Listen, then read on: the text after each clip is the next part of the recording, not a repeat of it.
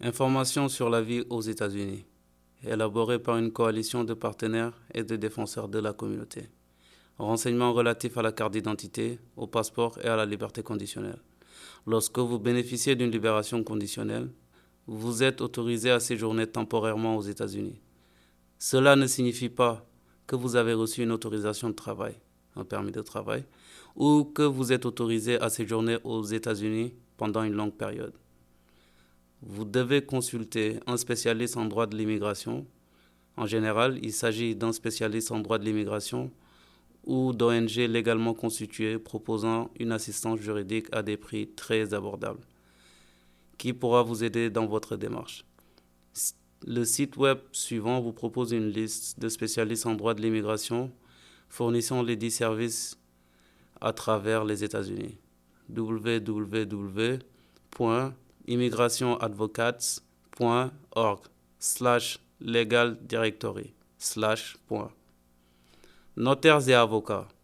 Aux États-Unis, les notaires fournissent des services de légalisation ou d'authentification de documents, mais ne peuvent pas prodiguer de conseils juridiques.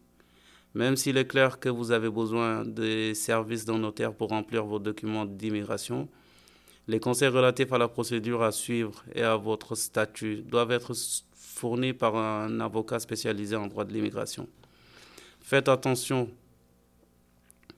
aux personnes qui se font passer pour des avocats spécialisés dans les questions d'immigration, notamment les notarios ou les consultants en immigration. Aux États-Unis, un notario n'est pas habilité à fournir des conseils juridiques ou à vous représenter dans les affaires d'immigration. Les notarios et les consultants en immigration peuvent demander des honoraires très élevés et faire de fausses promesses de carte verte et ou de permis de travail que vous ne recevrez jamais. Les documents qui vous ont été remis à la frontière sont très importants. Veuillez lire attentivement et les conserver en lieu sûr. Prenez des photos de votre pièce d'identité, de votre passeport et de tous les documents qui vous ont été remis à la frontière et conservez-les. Notez votre numéro A, un numéro à 9 ou 10 chiffres, commençant par la lettre A, figurant sur vos documents d'immigration, et conservez-le dans un endroit où vous pourrez facilement le retrouver. Vous pouvez utiliser votre smartphone pour créer un compte Gmail gratuit www.gmail.com et conserver toutes vos informations sur Google Drive, un système de stockage de fichiers gratuit que vous obtenez en vous inscrivant à un compte Gmail ou à un espace sécurisé. Si vous perdez l'un de ces documents, il sera plus difficile pour un avocat spécialisé en droit de l'immigration de trouver votre dossier et de vous aider. Enregistrement de l'ICE. Si on vous accorde une libération conditionnelle, il vous sera peut-être demandé de vous présenter à intervalles réguliers à un bureau de l'ICE désigné. Vous trouverez de plus amples informations sur votre premier rendez-vous, sur les documents qui vous ont été remis à la frontière. Si vous vivez dans une ville différente que celle qui figure sur vos documents, vous devez faire une déclaration de changement d'adresse. Pour ce faire et pour obtenir de plus amples informations, rendez-vous sur www.ice.gov/check-in. Exemple de format d'adresse.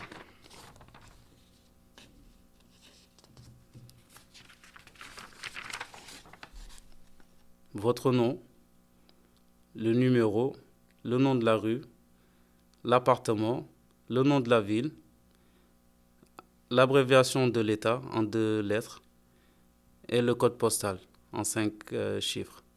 Tribunal de l'immigration. Vous pouvez consulter la page Automated Case Information www.assis.eoir.justice.gov ou appeler le 1-800-898-7180 pour savoir si vous avez un rendez-vous au tribunal de l'immigration.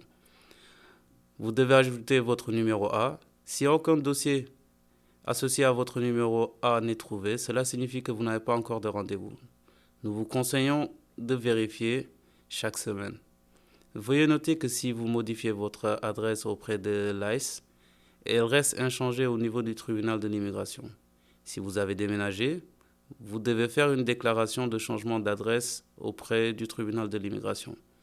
www.respondantaaccess.eoir.justice.gov/en/EOIR33IC.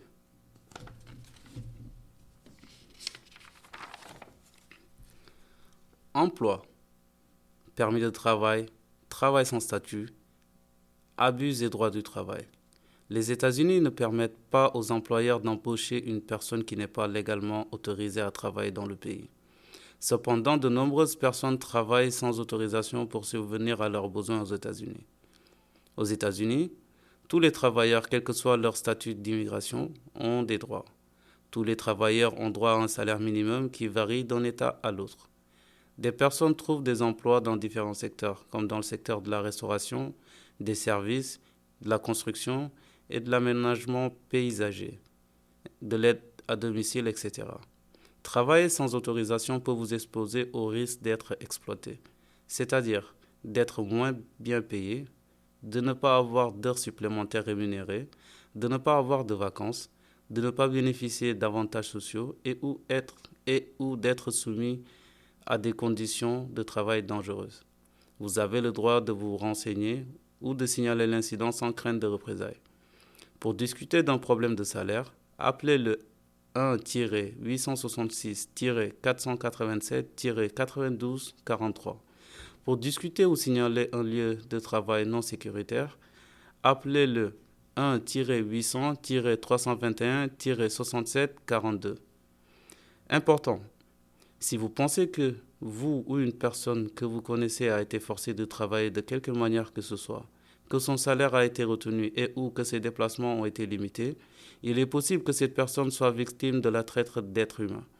Pour plus d'informations, veuillez appeler la permanence téléphonique confidentielle disponible 24 heures sur 24 et 7 jours sur 7 au 1-888-373-78-88. Coût de la vie aux États-Unis. Coût des produits alimentaires. Les produits alimentaires sont plus chers aux États-Unis que dans de nombreux autres pays. Une tasse de café peut coûter entre 2,50 $ et 5 $. Un sandwich et un soda peuvent coûter entre 10 et 15 $. Pour économiser de l'argent sur la nourriture, faites vos courses dans une épicerie et préparez vos repas vous-même. Coût de l'hébergement. Aux États-Unis, les hôtels les moins chers coûtent entre 50 et 60 $ la nuitée. La plupart des hôtels coûtent entre 100 et 150 $ la nuitée. Il faut présenter une pièce d'identité et une carte de crédit. Location d'une chambre. Dans la plupart des grandes villes américaines, telles que New York, Los Angeles, San Francisco, Boston, Chicago et Washington, D.C., le coût moyen de la location d'une chambre individuelle dans une maison ou un appartement en colocation est compris entre 800 et 1000 $. Si vous avez de la chance, vous pouvez trouver des endroits en dehors de ces villes où vous pourrez louer une chambre à un prix compris entre 400 et 600 $. Pour louer dans la plupart des endroits, il vous sera demandé de verser une caution généralement égale à un mois de loyer. Coût de la vie en général.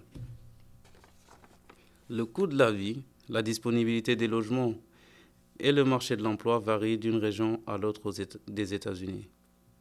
À titre d'illustration, le coût minimum de la vie pour un adulte célibataire s'élève à 3 968 $ par mois dans la région de Washington, D.C., 4 137 $ par mois dans la ville de New York, 2 703 $ à Newark, New Jersey, et 2 427 $ à Chicago. Ce coût est plus élevé pour les couples et les familles. Les migrants n'ont généralement pas droit aux prestations publiques telles que l'aide alimentaire ou l'aide au logement. La seule exception à cette règle est le droit à l'éducation publique pour les enfants. Transport. Si vous avez un smartphone, téléchargez Google Maps. Google Maps peut vous aider à trouver les meilleurs itinéraires pour vous rendre là où vous voulez aller. Il peut vous indiquer quel bus prendre, la voie à suivre et la durée du trajet. Bus et train. Dans la plupart des grandes villes des États-Unis, vous aurez accès à des transports publics fiables.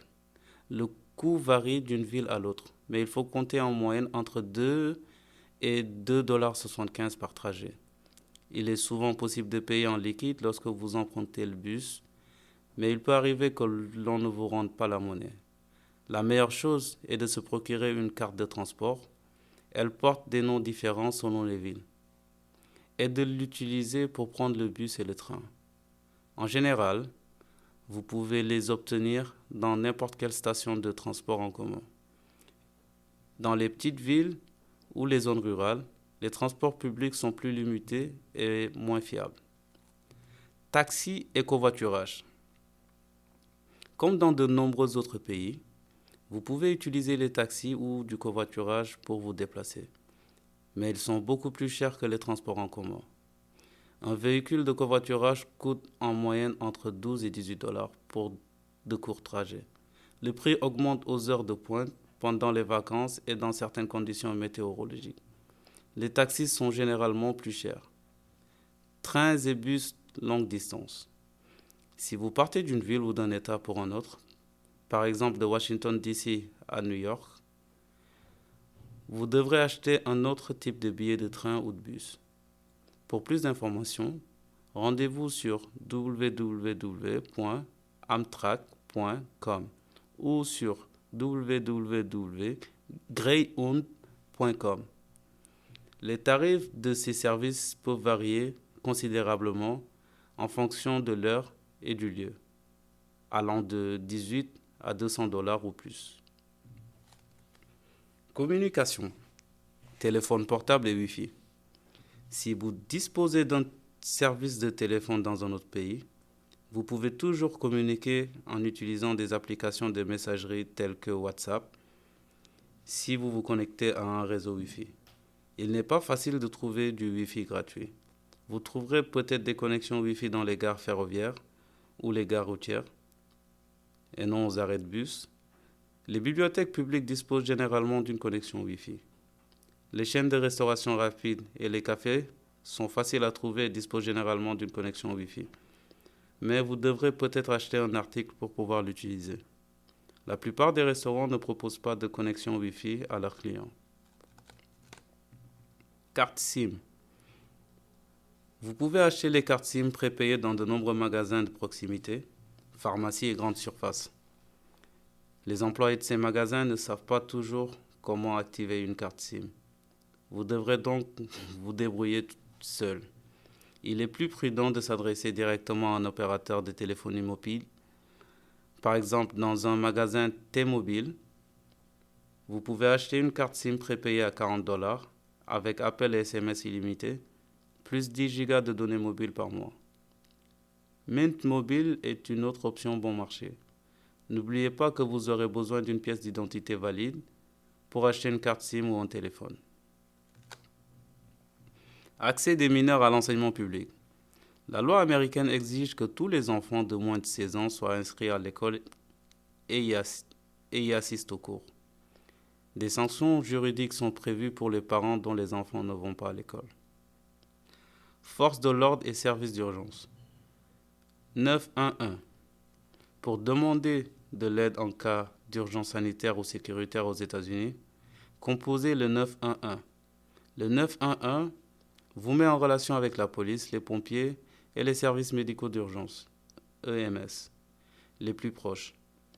Pour des soins médicaux urgents, composez le 911 ou rendez-vous à l'hôpital le plus proche. Si vous êtes en danger, si vous avez été victime d'un crime ou si vous avez été témoin, veuillez appeler la police en composant le 911. Il est illégal pour la police de refuser son aide à une personne sans papier. Si l'on vous interroge sur votre statut, ne donnez aucune information à la police sur votre pays d'origine ou sur la date de votre entrée sur le territoire. Si vous avez des documents d'immigration valides, notamment un permis de travail, vous pouvez les présenter, mais sachez que la possession de faux documents, quels qu'ils soient, ou le fait de mentir à un agent de police, constituent des délits graves qui peuvent conduire à votre arrestation immédiate. Important. Si vous êtes approché par la police, ne courez pas. Sachez que vous avez le droit de garder le silence et demander un interlocuteur parlant votre langue maternelle. Si vous êtes arrêté, ne mentez pas à la police. N'essayez pas de soudoyer la police pour qu'elle vous laisse partir. Cela constitue un délit grave.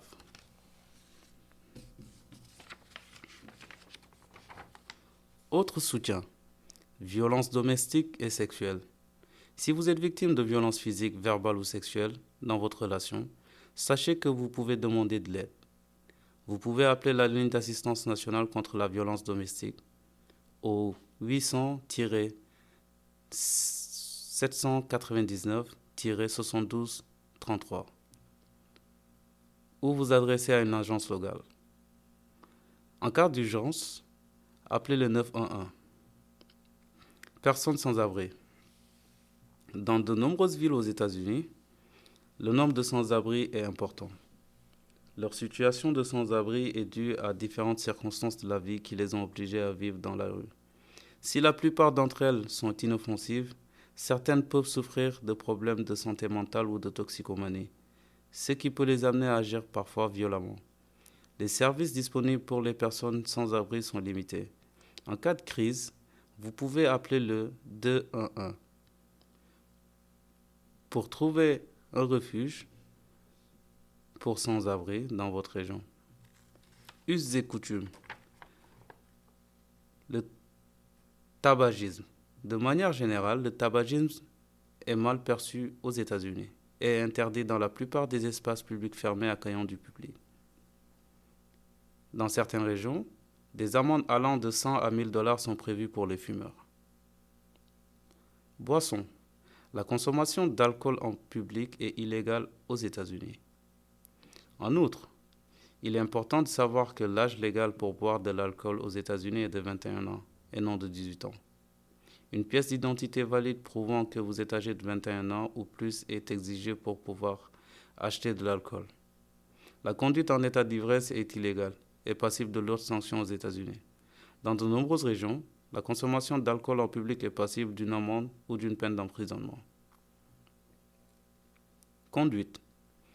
Un permis de conduire valide est obligatoire pour conduire un véhicule aux États-Unis. Les plaques d'immatriculation en cours de validité doivent également être apposées sur le véhicule. Comme indiqué précédemment, la conduite d'un véhicule après avoir consommé de l'alcool ou des drogues est illégale et prise très au sérieux par les forces de l'ordre. Harcèlement de rue. Aux États-Unis, le harcèlement de rue peut être considéré comme une forme d'harcèlement sexuel. Le fait de crier, de siffler ou de faire des gestes déplacés à l'encontre des personnes dans la rue peut vous valoir de graves ennuis. Enlèvement des ordures. Aux États-Unis, vous risquez une amende si vous jetez des ordures dans la rue. Les amendes varient d'un État à un autre.